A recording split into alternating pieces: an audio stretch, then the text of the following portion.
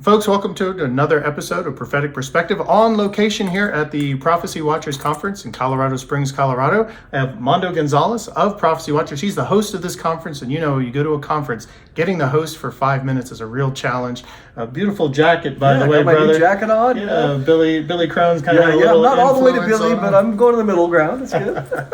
Well, folks, we know in the end times the Bible prophesies that there'll be a great apostasy. Many reflect that to the church. Some interpret it as maybe it means the rapture. But Mondo, you have quite an interesting view of the apostasy in end times. Maybe you could share that with our audience. Yeah, absolutely. It's interesting that I do believe that the church is going to depart from the faith in many ways. Paul says that in 1 Timothy 4:1. So I clearly believe we're living in the age of Laodicea. We see it all around. Yeah, exactly. I mean, it's obvious. It's undeniable. Yeah. The question comes in 2 Thessalonians 2 when Paul says the day of the Lord cannot be present unless the apostasy comes first and the man of sin is revealed. And he goes on talking about the man of sin sitting in the temple and other things. And so the question has always been, is the apostasy there in reference to the church? And I would say in our dispensational camp, really of the last 100 years, that's the church. And so the day of the Lord cannot come. The typical interpretation is the day of the Lord cannot come. But prior to the day of the Lord starting, or the tribulation period, there would be a great apostasy of the church. 2 Thessalonians 2, right? Yes. And so again, we know 1 Timothy 4 that in the last days, many will depart from the faith. So that is true.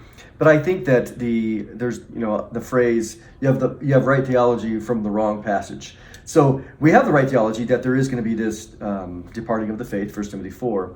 But does the apostasy in 2 Thessalonians 2 refer to the church? And so interestingly, I've been thinking about this for a long time, at least a few years, and there's a couple angles to it, and the nugget on it is kind of fun, is that Andy Woods, as you mentioned, the word apostasia has been interpreted as being a departure like the rapture. Yeah, Tommy Ice particularly. Tommy Dr. Ice, Andy teaches Woods, that, yeah. and so that they have had this viewpoint that the day of the Lord can't happen until the rapture happens first. But again, that's right theology. I think that's right theology. But I'm not quite sure the context is there. Agreed. For that, right? Yeah, so I agree. It's right theology, wrong passage. I don't think it says especially because some of the work that has been done in the arguments by Andy Woods and others, who we respect, we love him, brother. Absolutely. But when Lee Brainerd wrote his book Apostasia, he demolished that. I think it is. I would encourage the audience, if you're in that, he 283 times he looked at the Greek word apostasia in all the literature from the Septuagint 275 BC all the way to 680. 283 times, not a single time did it ever mean physical departure. Okay, so I'm not even really going to get into that because I think Lee has done that. But the thing that Andy said, which his argument against the view that it's the church, because he doesn't believe it's an apostasy of the church either. Yeah. Oh, he believes it's the rapture. Yeah. Right? Yeah. So one of his arguments is, hey, there's a definite article there on the apostasy. So how do you know the apostasy has happened? There's no definitive, we don't have a pope, right? Well, like what's the level? Because obviously we see, I was driving through Bozeman, Montana last year, and every church had a gay pride flag on it. I mean, we see the apostasy in the church, but are we talking about a general apostasy across the church, or are we talking about a huge event where every Christian is just like, forget it, I've given up on God? Or is this related to the Jewish people?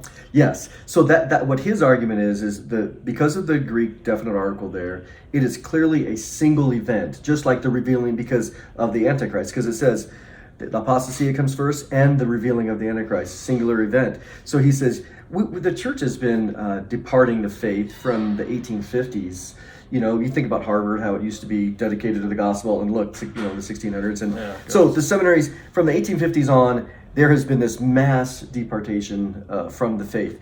So it was not a definitive event, which 2 Thessalonians speaks about a definitive event. So he's like, so for him though, he would say, this proves to me that this is not the church. This is the rapture. And I say, okay, I agree with you, but what you didn't consider was this singular definitive event of apostasy referring to the Jews. So he hasn't considered that because his only option was the rapture. Well, since he's addressing the church in Thessalonica, Mm-hmm. wouldn't that be a Greek audience, not a Jewish audience? Well, that's a great question.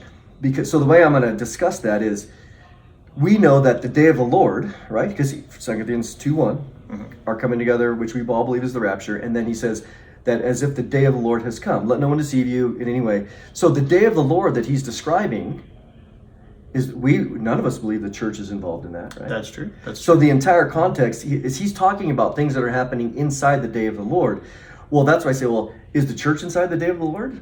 No, because what Paul says there, he doesn't say, and this is where I'm shocked at so many of the interpretations, because people will say, hey, Paul says it can't come until the apostasy comes first. So what they interpret that is the apostasy has to happen before the day of the Lord. The word before is not in there. Okay. It is not, and you see at least, or precede, it has to precede. It's not in there.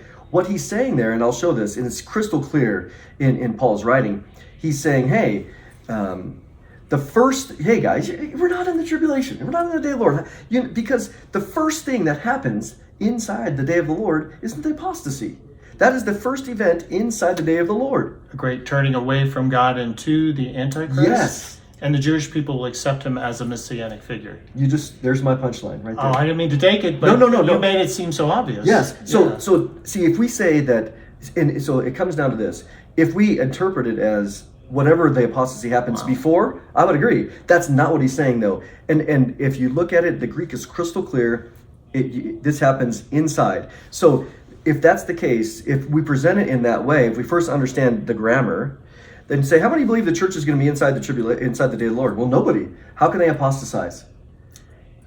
Wow. But because I always took the interpretation as it happens before. But you're right, the before isn't there. We just kind of assume that it's inferred. We assume that it's inferred. And in some language, you could say, hey, I'm not saying in English that we would say, before this, see, I already committed myself. Before the day of the Lord, this has to happen first. If it said that, I would say yes. Yeah. But he doesn't say that. He doesn't say before the day, never. He just says, hey, it cannot be here unless that thing happens first. So the first event is that. And so when we think about what you just said, what's the context?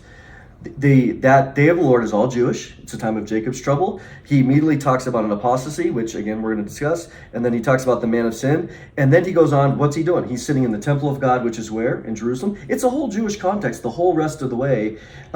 So even though he's writing to the Thessalonians, he's writing to them about the day of the Lord, which is a Jewish day of the Lord, and saying, you guys have nothing to worry about. You are not involved in this. And I already told you, you guys are freaking out for no reason, because he actually uses the phraseology that they're scared out of their mind. Yeah. Because you guys are terrified. They were terrified. And he says, you guys have nothing to be terrified about. It's a great pre-trib rapture verse as well, by saying, you have nothing to be scared of, because if you know that the first thing that happens is the apostasy of Jesus, and we're not going to be here. So because so many people mess up 2 Thessalonians 2 and think it's actually a teaching about the mid-trib rapture. Exactly. And they get that. But you blow my mind. Well, Mondo, how can folks find out more? Where can they get your full teaching on this? So we're going to be, I'm going to be presenting this here, and so at Prophecy Watchers at this conference, and then so prophecywatchers.com. This will be something that I've written an article on. You can find it on our website under articles, but I'm going to develop a little bit better in as a presentation for tomorrow, and the encouragement that it gives. So it's not just all these academics, fighting. It's like, no, this is going to be so awesome that... Well, it's got to be clear, because it was meant to give the Thessalonian church hope, and it's meant to give us hope as well. Well, thank you so much, Mondo. I appreciate you just kind of blew my mind, because I've been studying this for years and never took it that it might be referring to the Jews as well. One last thing. I'm not the only one that has said this. I found several commentaries from the 1800s that this is like, well, this is clearly what it is. This is a Jewish apostasy. So I'm like, I'm not original. I mean, I was thinking about it, but going out and studying, I'm like, they saw that too in the context. Anyways, so I'm not alone. Well, folks, you can have hope. We're not living in the tribulation right now, but you will live in the tribulation if you haven't accepted Jesus Christ as your Savior. Surrender your lives to Jesus Christ today. Make Him the Lord and Savior of your life. God bless.